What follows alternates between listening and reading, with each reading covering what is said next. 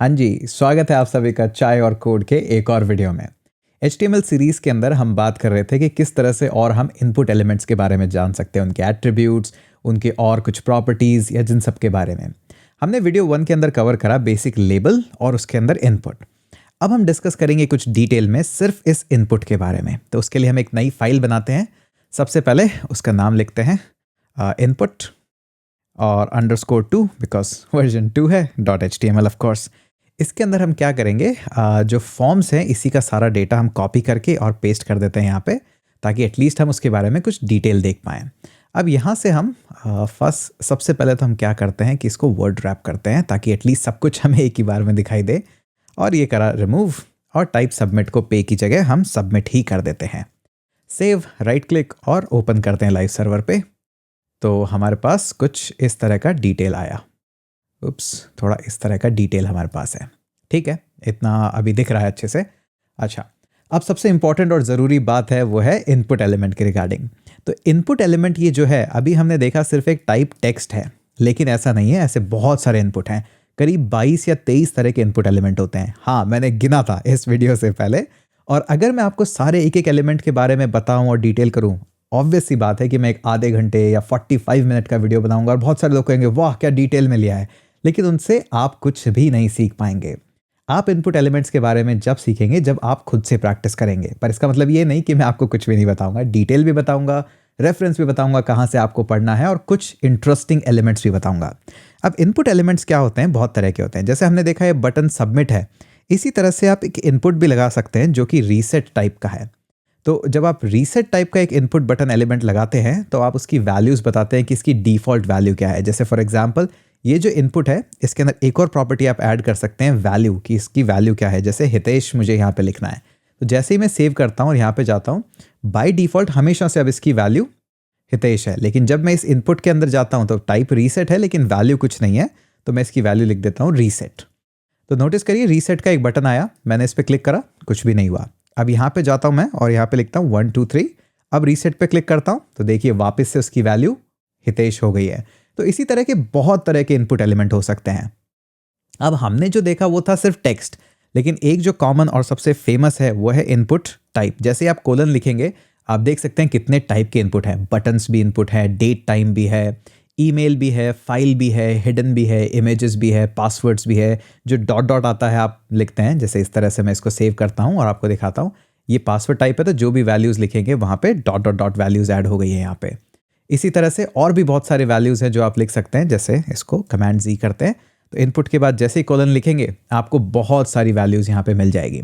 अब ये मैंने गिने थे, करीब 22 तरह के हैं। इनके बारे में हम और देखेंगे, रेंजेस है और सब है। एक छोटा सा इनपुट जो काफ़ी कॉमन होता है उसके बारे में थोड़ा सा डिटेल इस वीडियो में बताऊंगा, बट एक सबसे इंटरेस्टिंग है यहाँ पे वीक टाइप का।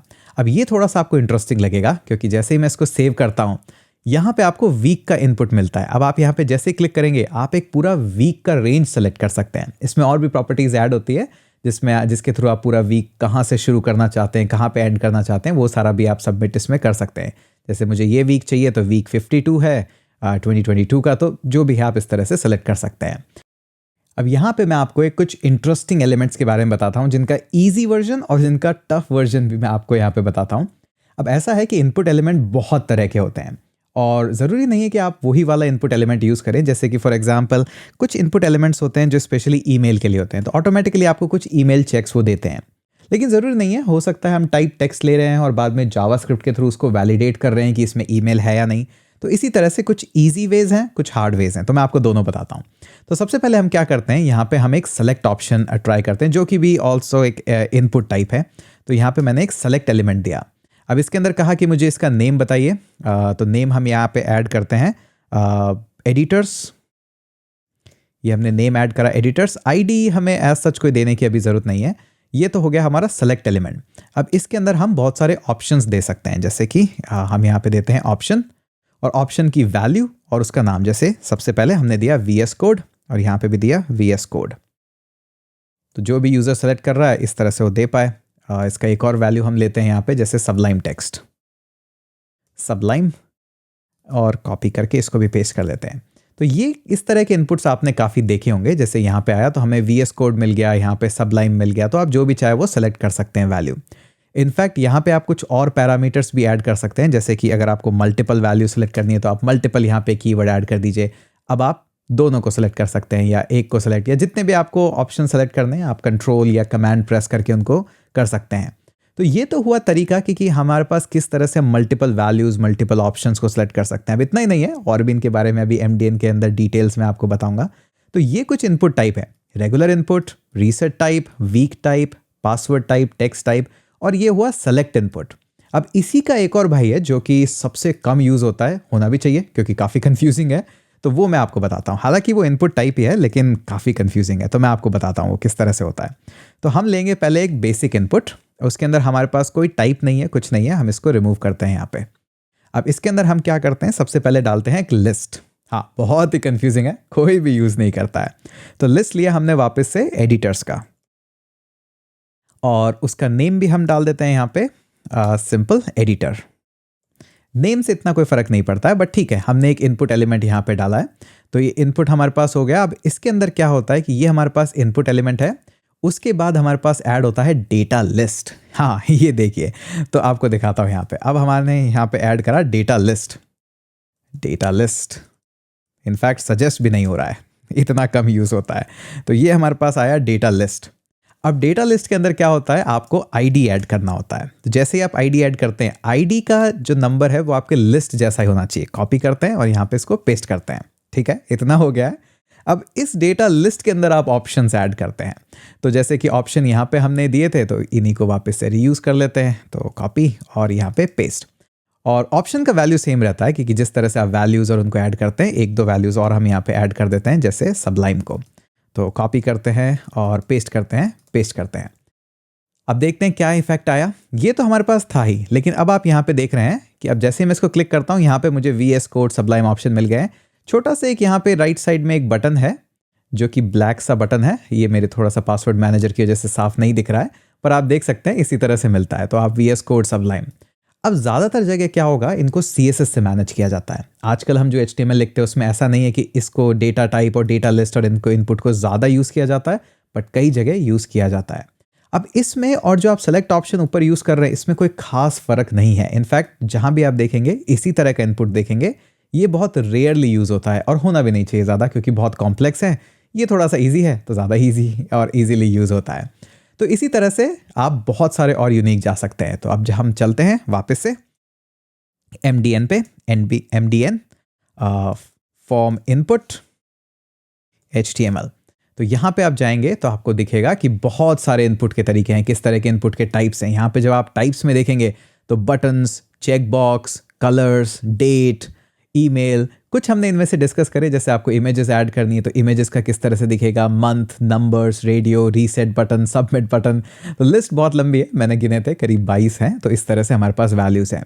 एट्रीब्यूट्स में इतना ज़्यादा कुछ नहीं है, एक्सेप्ट ऑटो कंप्लीट और ये सारे हैं चेक।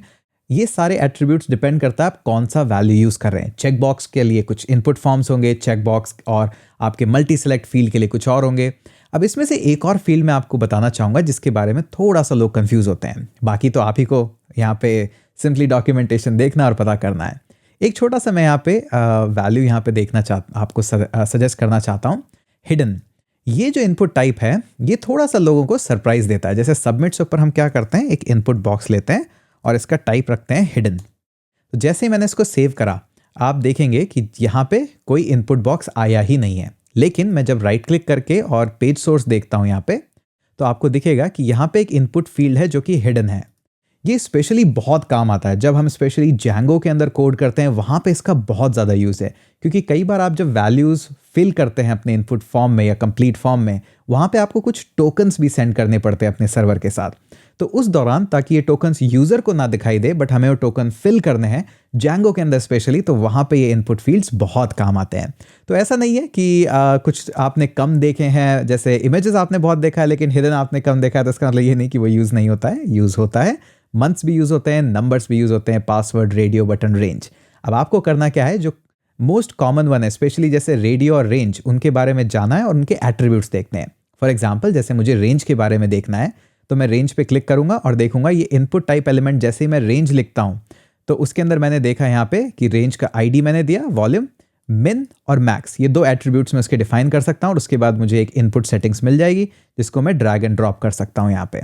और भी इस तरह के स्टेप्स भी हैं ताकि मैं 10 स्टेप्स ले पाऊँ, तो उसके अंदर मेरे को स्टेप्स भी मिल जाएंगे यहाँ पे। तो आपको कुछ नहीं करना है, सिंपली जो मोस्ट कॉमन है उनके बारे में जाना है, जैसे कि रेंज हो गया, आपका इनपुट एलिमेंट्स हो गए, वैलिडेशंस और वो इतना सब आपको पढ़ने की अभी ज़रूरत नहीं है। जैसे जैसे हम और प्रोजेक्ट्स बनाएंगे इस चैनल पे वैसे वैसे आपको मिल जाएगा। तो ये तो हुई बात हमारी पूरी फॉर्म्स के बारे में, और आपको फॉर्म्स के बारे में इतना ही जानने की ज़रूरत है। फॉर्म्स का टॉपिक पूरे आधे घंटे, 1 घंटा, 2 घंटा भी चलाया जा सकता है, पर आपको इतने ही फॉर्म की ज़रूरत है। आपको कभी भी ये डेटा लिस्ट और इस तरह के कॉम्प्लेक्स फॉर्म में जाने की ज़रूरत नहीं है। बेसिक इनपुट्स आपको पता होने चाहिए, जैसे कि colours, file, text, password, email, और इसी तरह से आपको कुछ रेंज बेस सेलेक्टर्स भी आपको पता होने चाहिए, जैसे जिनका इनपुट टाइप रेंज हो, या फिर कुछ radio buttons, check marks button. तो यही आपको देखना है, इसके बारे में, इसके अलावा और कुछ ज़्यादा आपको देखने की ज़रूरत नहीं है।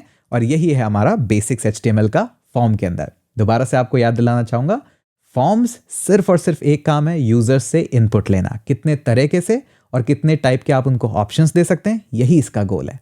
तो मिलते हैं अगले एक वीडियो में चाय और कोड के साथ।